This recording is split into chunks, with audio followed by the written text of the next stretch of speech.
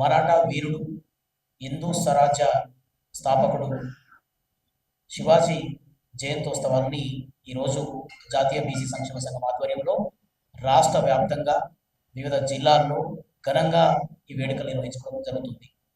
మరి దాదాపుగా 390 సంవత్సరాల క్రితం పుట్టిన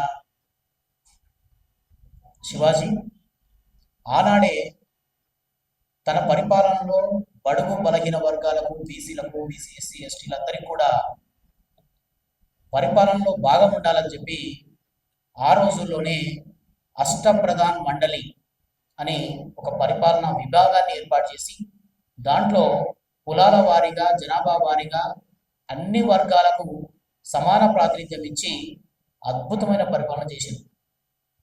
మరి ఈరోజు 390 సంవత్సరాలు ఆయన పుట్టి ఈ వేడుకల సందర్భంలో కూడా ఆయన గుర్తు చేసుకుంటూ ఇన్ని సంవత్సరాల్లో కూడా బీసీలు ఇంకా బీసీ ఉద్యమాల్లో ఇప్పటికీ మేమెంతో మా వాటా ప్రకారం మాకు కావాలని దుస్థితిలోకి ఈ పరిపాలకులు నెట్టేసిన మనల్ని.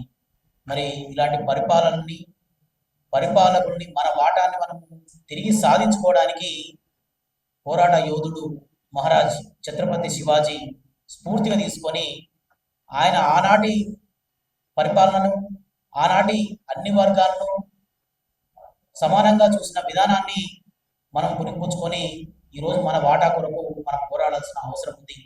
నేటి యువత ఇప్పటిదాకా వంశీ చెప్పినట్టు యువత కూడా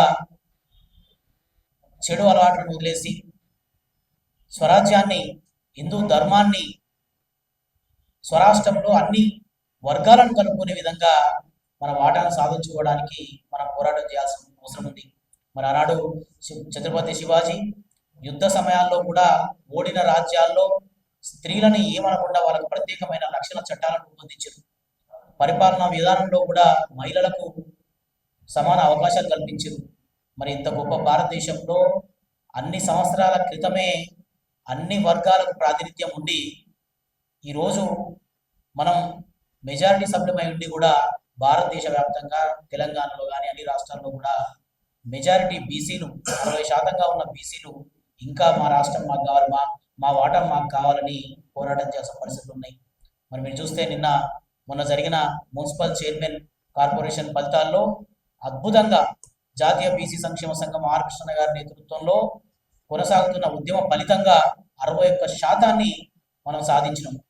కాంగ్రెస్ పార్టీ కామారెడ్డి డిక్లరేషన్లో 42% రిజర్వేషన్లు ఇస్తామని మోసం చేసినా, చట్టపరంగా వాటిని 32%కి పరిమితం చేసిన బీసీలలో వచ్చిన చైతన్యం కారణంగా ఈరోజు మనం 61% సాధించుకోగలిగినాం. అంటే దీని నుంచి పోరాడితే పోయేదేం లేదు, బానిస సంఖ్యలు అన్నట్టు మనం పోరాడితే మన రాజ్యాన్ని, మన పరిపాలనలో భాగాన్ని, మన నిధులను, మనకు రావాల్సిన వాటాని మనం దక్కించుకోవచ్చు, మనం పొందవచ్చు అన్న విషయాన్ని మీకు మరొకసారి గుర్తు చేస్తున్నాం. మరి త్వరలోనే జరగబోయే ఎంపీటీసీ, జడ్పీటీసీ ఎన్నికలలో కూడా ప్రభుత్వాన్ని ఇప్పటికైనా బుద్ధి తెచ్చుకొని మీరు బీసీలకు మోసం చేసిన చైతన్యవంతమైన బీసీలు వాళ్ళ ఓటు హక్కును వాళ్ళకే వినియోగించుకొని 61% సీట్లను కైవసం చేసుకున్నారు.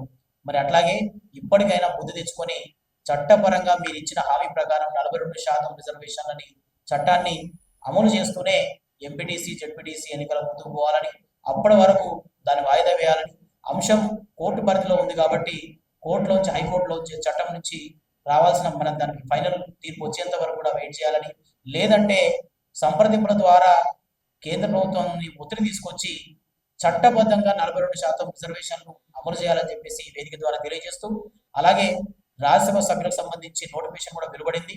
తెలంగాణలో 2 రాజ్యసభ సభ్యత్వాల కొరకు ప్రభుత్వం ప్రయత్నాలు జరుగుతున్నాయి.